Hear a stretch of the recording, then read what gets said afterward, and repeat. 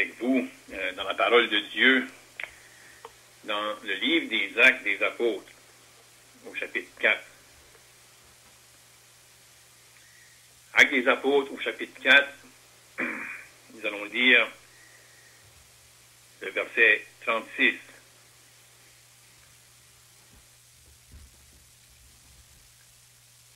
Joseph, surnommé par les apôtres Barnabas, ce qui signifie fils d'exhortation.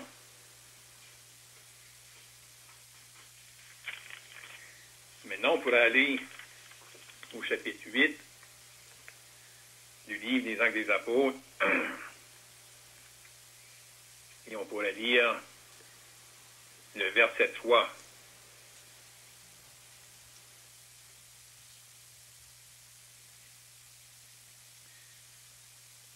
Saul, de son côté, ravageait l'Église, pénétrant dans les maisons. Il en arrachait hommes et femmes et les faisait jeter en prison.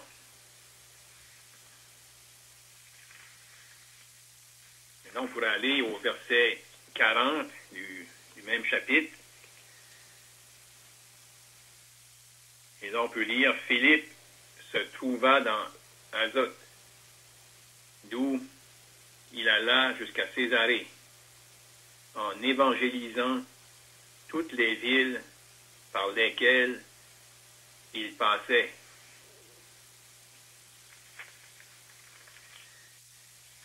Maintenant, on va aller au chapitre 13 du livre des Actes et on va lire à partir du verset 1.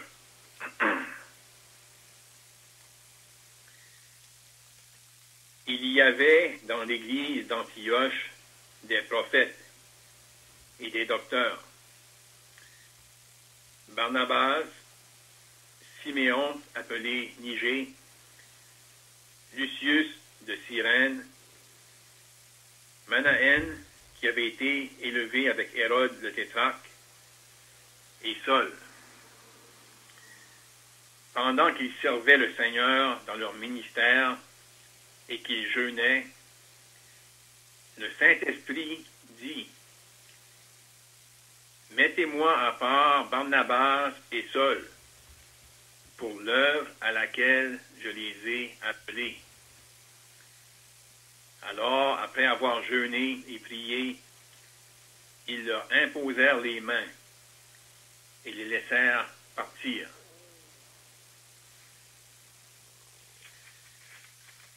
Maintenant, on pourrait aller au chapitre 15. Nous allons lire à partir du verset 5.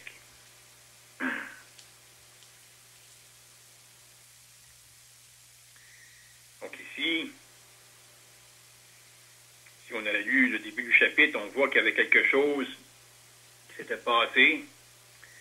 Et l'apôtre Paul et Barnabas, avec quelques autres frères, sont montés à Jérusalem. Et là, on peut lire au verset 5, « Alors quelques-uns du parti des pharisiens qui avaient cru se levèrent en disant qu'il fallait circoncire les païens et exiger l'observation de la loi de Moïse. Les apôtres et les anciens se réunirent pour examiner cette affaire.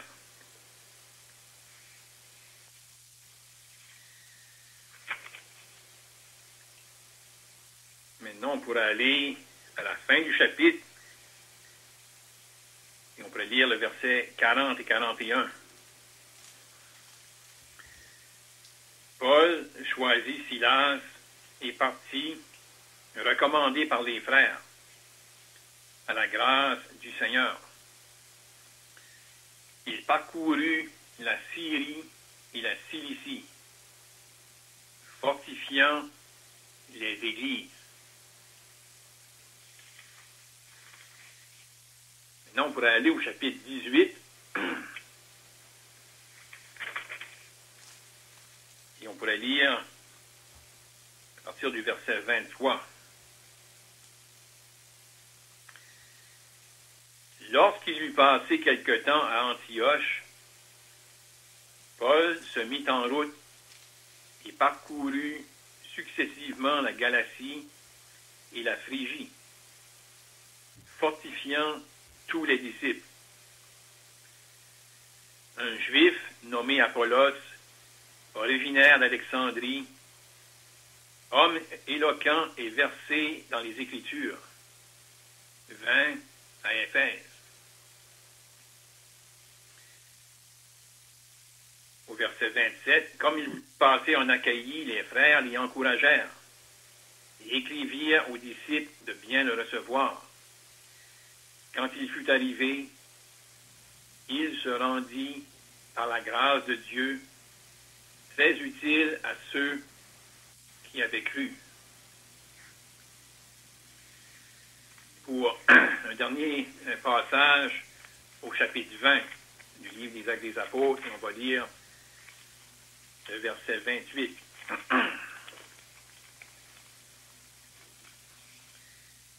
Ici, on a des paroles de l'apôtre Paul adressées aux anciens d'Éphèse. Prenez donc garde à vous-même et à tout le troupeau sur lequel le Saint-Esprit vous a établi évêque, pour paître l'Église de Dieu qui s'est acquise par son propre sang. Je sais qu'il s'introduira parmi vous, après mon départ, des loups cruels qui n'épargneront pas le troupeau, et qu'il s'élèvera du milieu de vous des hommes qui enseigneront des choses pernicieuses pour entraîner les disciples après eux. Veillez donc, vous souvenant que durant 3 années, je n'ai cessé nuit et jour d'exhorter avec larmes chacun de vous.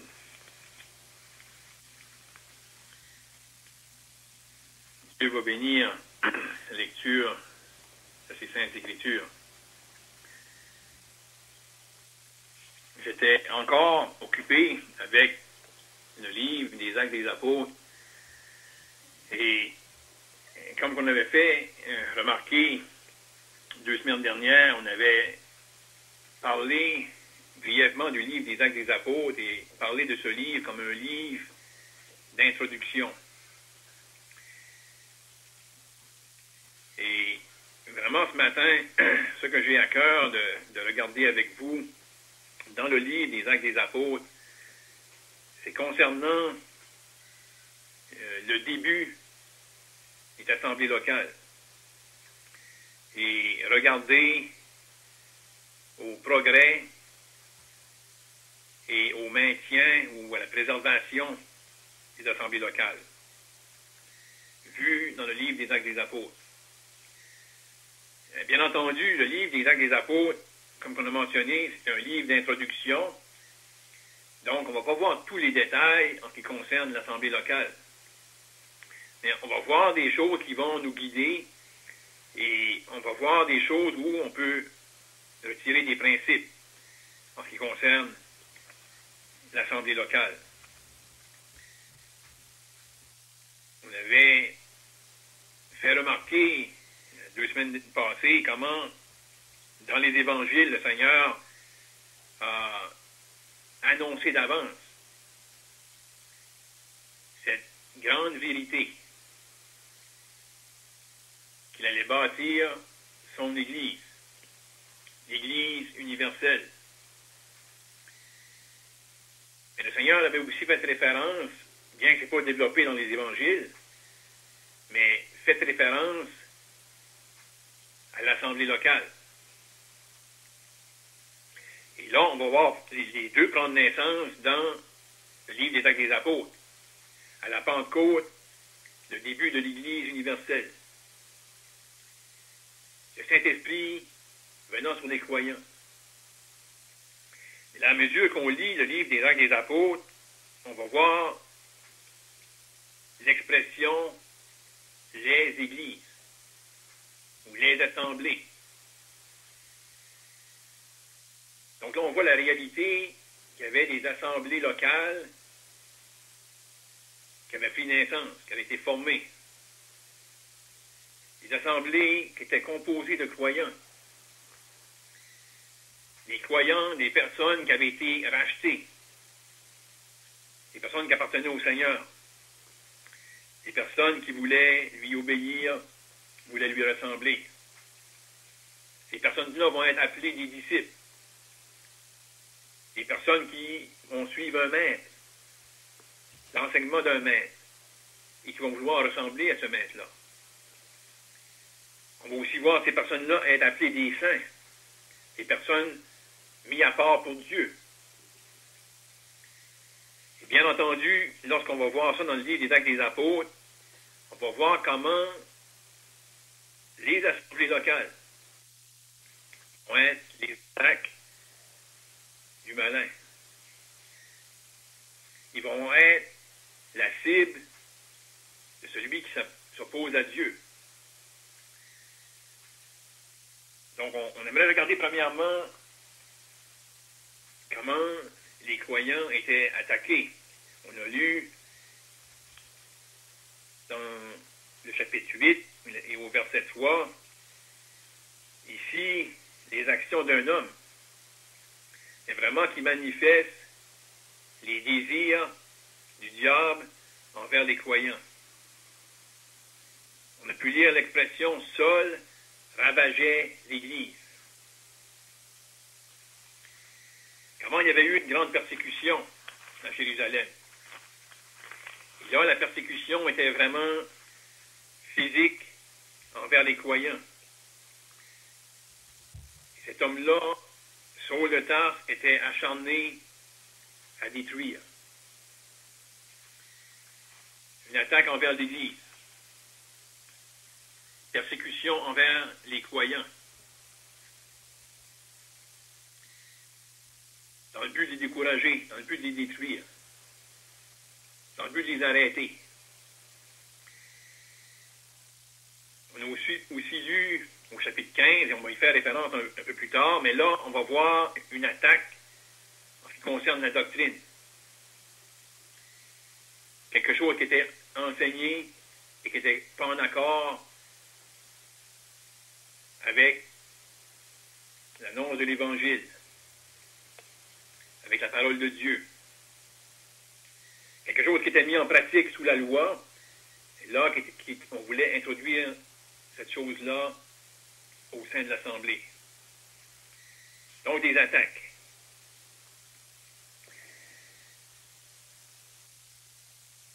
Comme on a mentionné dans le livre des Actes des Apôtres, on va voir des choses qui étaient une introduction, c'était le début. Mais ces choses-là, on va encore les voir aujourd'hui. Le diable n'a pas changé. Une chose est certaine, il veut arrêter le progrès de l'Évangile. Le diable va s'attaquer à tout ce qui donne de la joie à Dieu. Le diable va s'attaquer à ce qui appartient à Dieu. Il va soit persécuter pour amener de la crainte, pour vouloir faire arrêter le progrès, ou il va essayer, comme on a lu dans le livre des Actes des Apôtres au chapitre 15, amener quelque chose qui est en désaccord avec la doctrine du Nouveau Testament.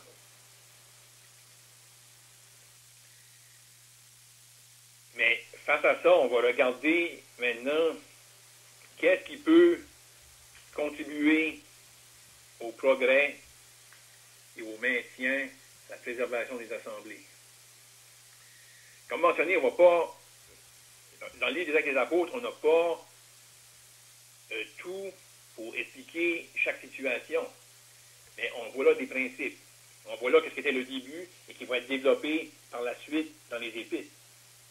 Qu'est-ce qui est intéressant de regarder avec le livre des Actes des Apôtres, c'est qu'on va vraiment en action, les personnes vivent ce qu'on vit aujourd'hui. Oui, il y a presque 2 millénaires qui nous séparent. Mais les croyants qui vivaient au tout début ne sont pas différents de ceux qui vivent aujourd'hui. On a un même ennemi qui va s'attaquer aux croyants,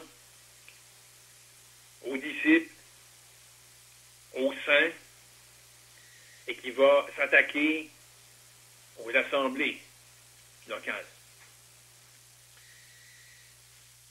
Donc, ce qu'on peut voir dans le livre des Actes des Apôtres, qui va contribuer au progrès et au maintien des assemblées. On aimerait juste regarder brièvement, on a lu, le premier verset qu'on a lu concernait un homme qui s'appelait Joseph. Mais ça nous dit qu'il était surnommé par les apôtres Barnabas. Ce nom-là veut dire fils d'exhortation.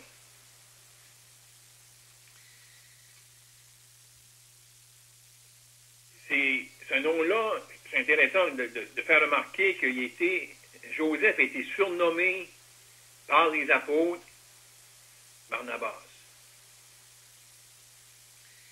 Les apôtres qui avaient marché avec le Seigneur, les apôtres qui étaient attachés au Seigneur et qui avaient vu s'accomplir la promesse du Seigneur, le Saint-Esprit venant sur les croyants. Je bâtirai mon Église.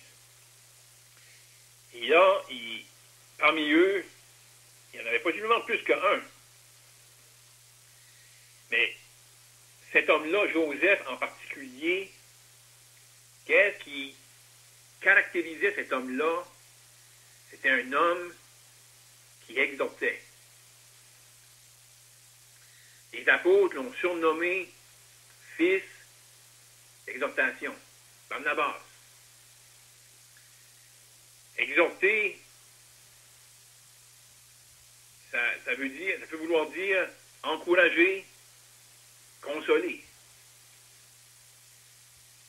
Donc, lorsque cette personne-là était parmi les saints, qu'est-ce qu'il produisait dans les autres? C'était de l'encouragement, de la consolation, de l'exhortation. Cet homme-là faisait un très grand bien aux croyants, aux disciples du Seigneur. Les disciples qui vivaient des difficultés, les disciples qui vivaient de la persécution, peut-être que les disciples qui vivaient du découragement. Et cet homme-là, il pouvait les encourager.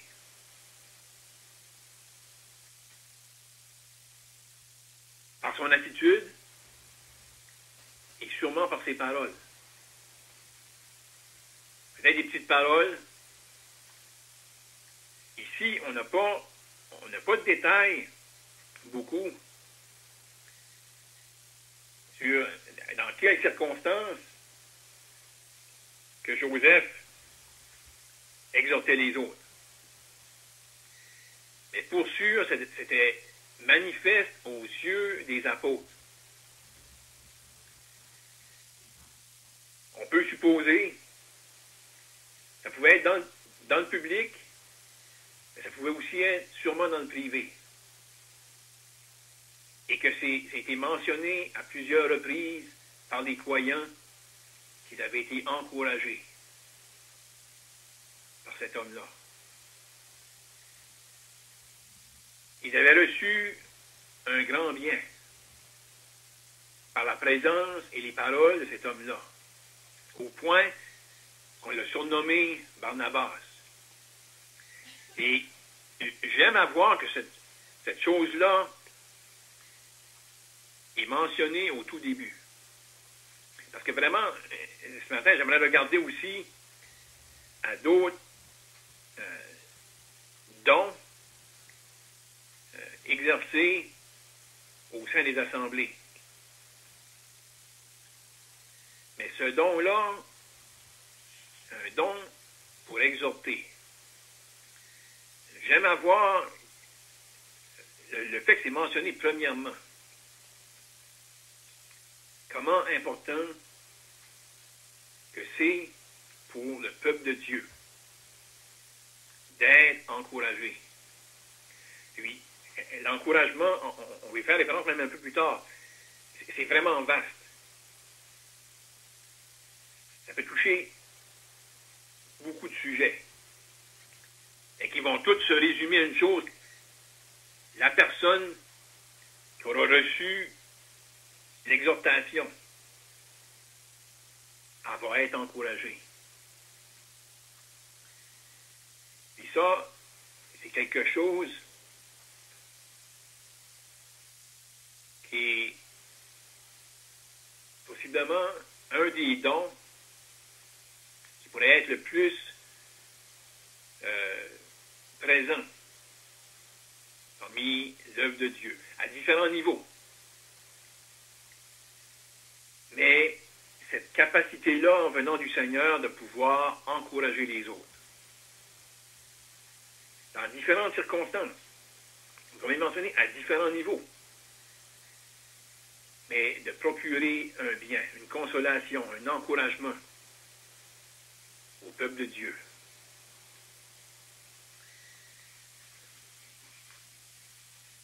Donc ça, c'est une chose qui est nécessaire pour le maintien et le progrès au niveau de l'Assemblée locale. Parce qu'on va voir un peu plus tard, donc on va regarder au chapitre 15 du livre des Actes des Apôtres, le besoin de ça, d'être exhorté et d'être encouragé. Le deuxième point qu'on aimerait regarder en ce qui concerne l'exercice des dons pour le progrès et le maintien de l'Assemblée locale, on a lu en ce qui concerne Philippe. Peut-être que Philippe pouvait exhorter aussi.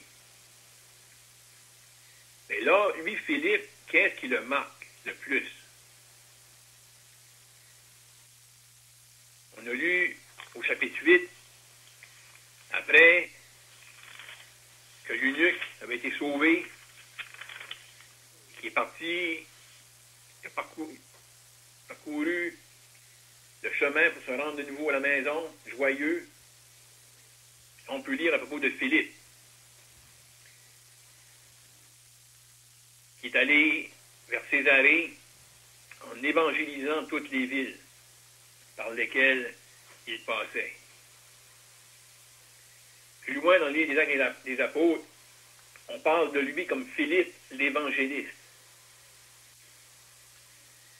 Donc, qu'est-ce qui marquait cet homme-là? C'était l'évangélisation. Les assemblées sont composées de croyants, de personnes qui ont été sauvées. Et on peut lire l'expression « ajouter à l'Église ».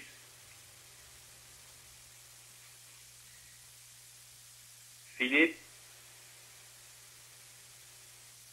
son don, un de ses dons, qui le démarquait,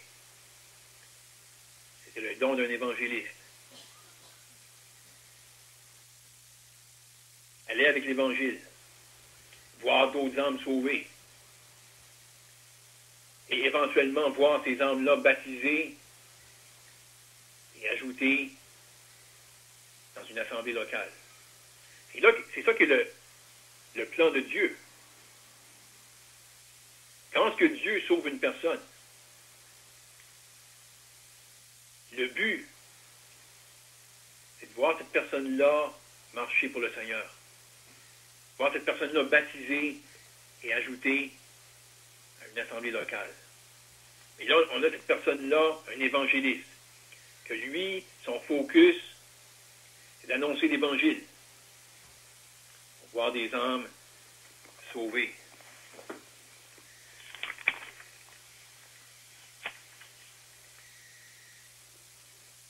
Là, on a vu par la suite, encore là, pour le maintien, la préservation des assemblées, le progrès, on a vu au chapitre 13 du livre des Actes des Apôtres, que là, il y avait des docteurs et des prophètes. Et parmi eux, il y avait Barnabas.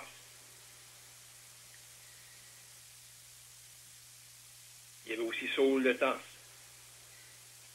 Il y en avait plusieurs qui étaient là, des gens versés dans les Écritures, des docteurs de la parole. Des personnes qui vont être capables de prendre les trésors de la parole de Dieu, des passages peut-être difficiles à comprendre, et capables de les rendre compréhensibles, les expliquer au peuple de Dieu,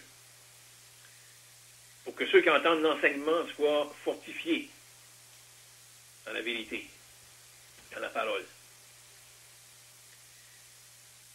Donc ça, c'est un don.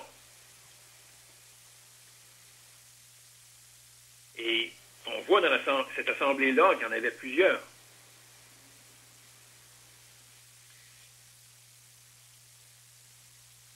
Et là, au verset 2 du chapitre 16 du livre des Actes des Apôtres, le verset 1, on voit qu'il y avait plusieurs qui étaient des docteurs, des prophètes. Et là, au verset 2, on va voir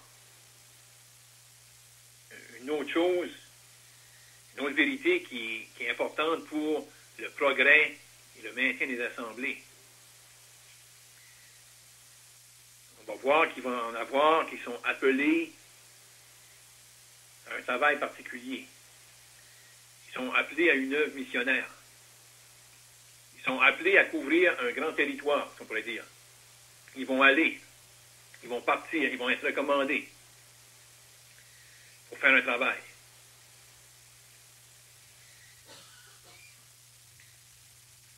Et on sait que ces personnes-là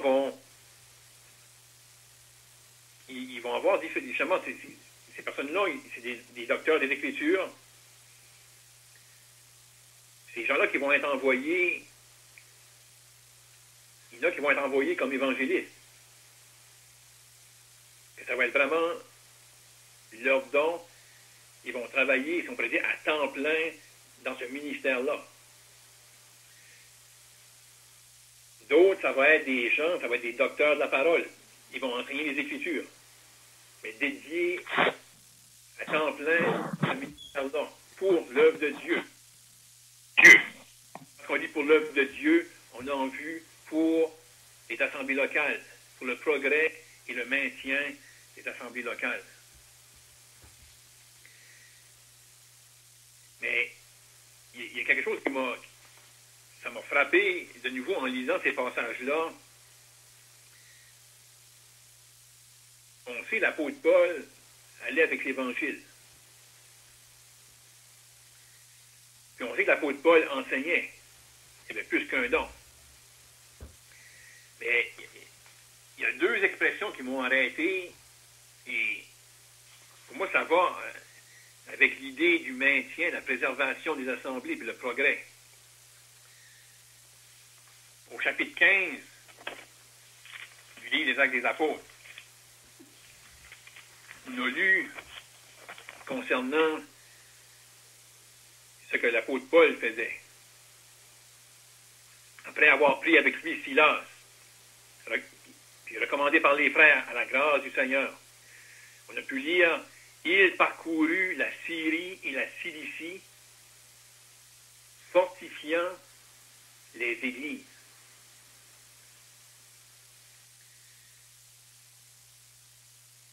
Dans son travail, dans son ministère,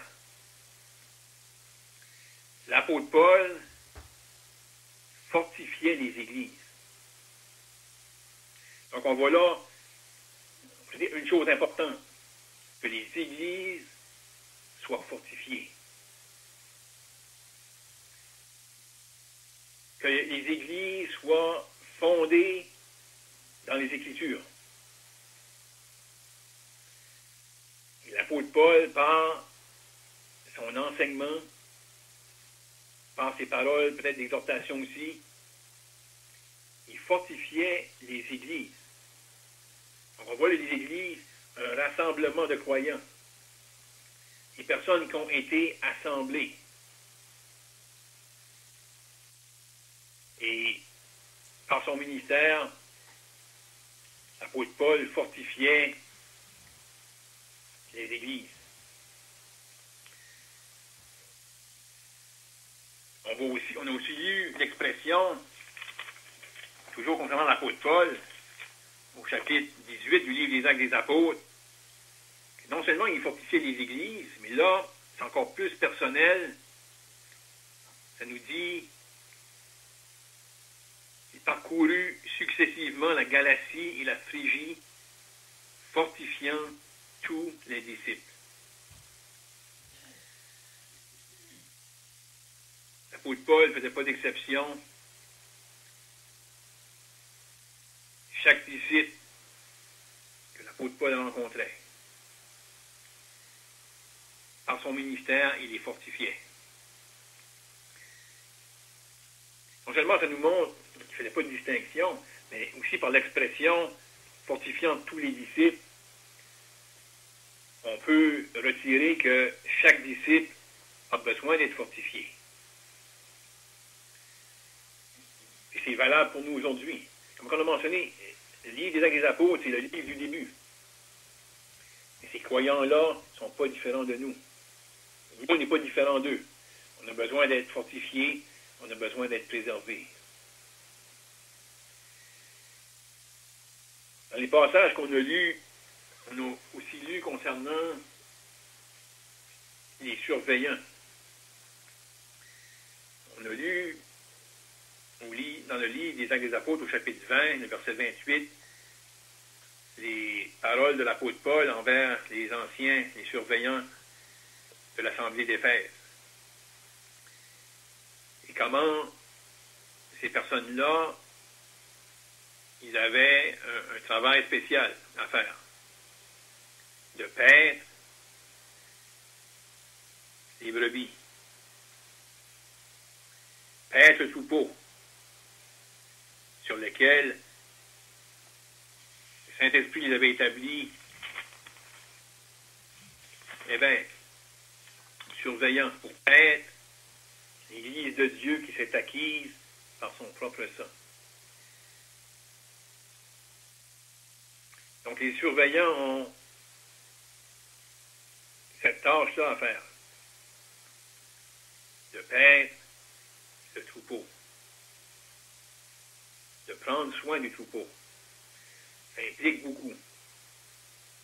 Ça implique les nourrir, ça va impliquer les exhorter,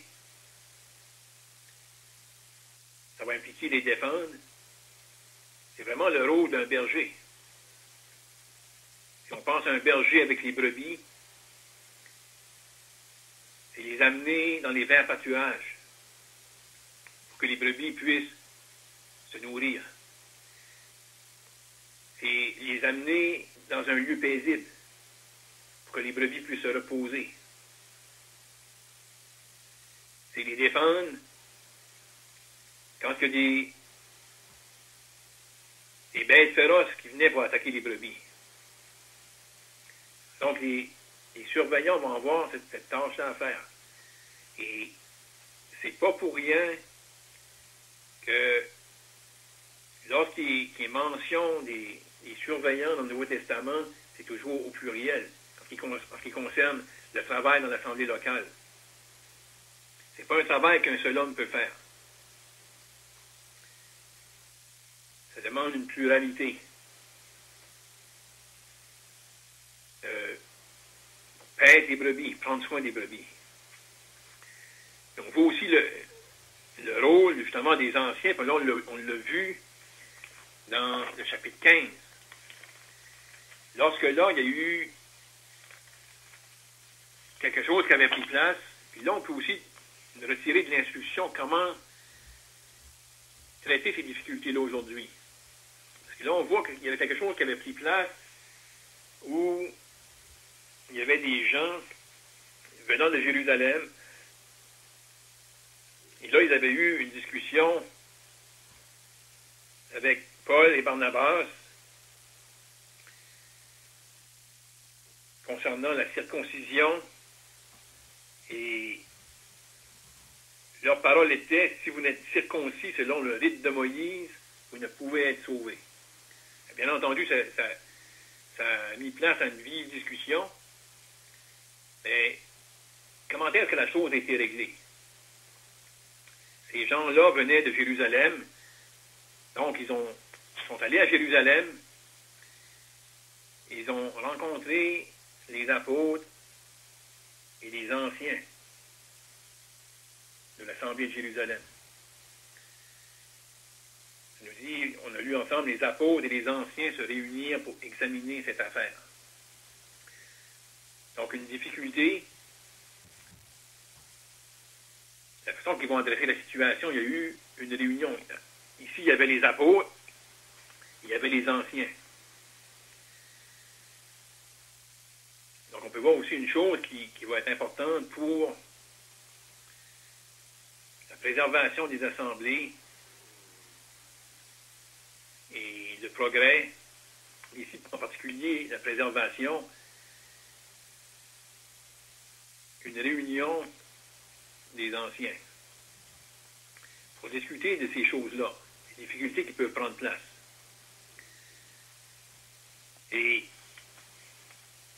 qu'est-ce qui a résulté de ça? On n'a pas lu le verset, mais c'est la même expression qu'on trouve ici lorsque, suite à cet événement-là, il y a eu une rencontre avec les apôtres, il y a eu une lettre qui a été écrite à ces croyants-là, puis ces gens-là, ça nous dit, je vais lire le verset avec vous, au verset 24 du chapitre 15, on a des détails concernant cette lettre-là, ça nous dit, « Ayant appris que quelques hommes partis de chez nous et auxquels nous n'avions donné aucun ordre, vous ont troublés par leur discours et ont ébranlé vos âmes. » Donc là, on voit une difficulté. Il y a des choses qui avaient pris place, et qu'est-ce que ça avait produit? Ça avait produit du trouble. Ces gens-là avaient été troublés, puis leurs âmes avaient été ébranlées. Et là, par la suite, par cette lettre-là qui a été envoyée, on peut lire au verset 31, « Après l'avoir lu, les frères furent réjouis de l'encouragement qu'elle leur apportait. » Là, la vérité a été amenée, et juste vous montrer le contraste. Des personnes qui étaient troublées et ébranlées. Et ensuite, des personnes qui ont été encouragées. Donc, ce matin, on a fait un petit survol de qu'est-ce qu'on peut voir dans le livre des Actes des Apôtres, comme on a mentionné, un livre d'introduction. Et là où on voit des choses qui vont nous aider pour le progrès et pour le maintien, la préservation des assemblées locales. On espère que cette petite parole aurait pu être pour vous une source d'encouragement. Qu'est-ce qu'on lit dans le livre des Actes des Apôtres? La persécution, l'opposition, le progrès, l'annonce de l'Évangile, c'est des choses qu'on vit aujourd'hui. Qu'on puisse regarder dans ce livre-là et ailleurs dans le Nouveau Testament et voir les choses pour nous aider au progrès et pour la préservation de chacune des assemblées locales qui sont chères au Seigneur. On va terminer par la prière. Père Céleste, en terminant, on veut te remercier pour ce temps précieux que nous avons eu encore ce matin à pouvoir regarder ta parole. Et on te remercie qu'on n'ait pas laissé à nous-mêmes pour essayer de savoir ce qui te plaît et ce que tu veux pour nous. On te remercie qu'on a ta parole entre nos mains, qui a été traduite dans une langue qu'on peut comprendre. Et on te prie, Père, que par ta grâce, on pourrait davantage plonger nos regards et ainsi être instruits et être enseignés et encouragés par ta parole et ainsi être préservés. On te prie ces choses au nom du Seigneur Jésus-Christ. Amen. Amen.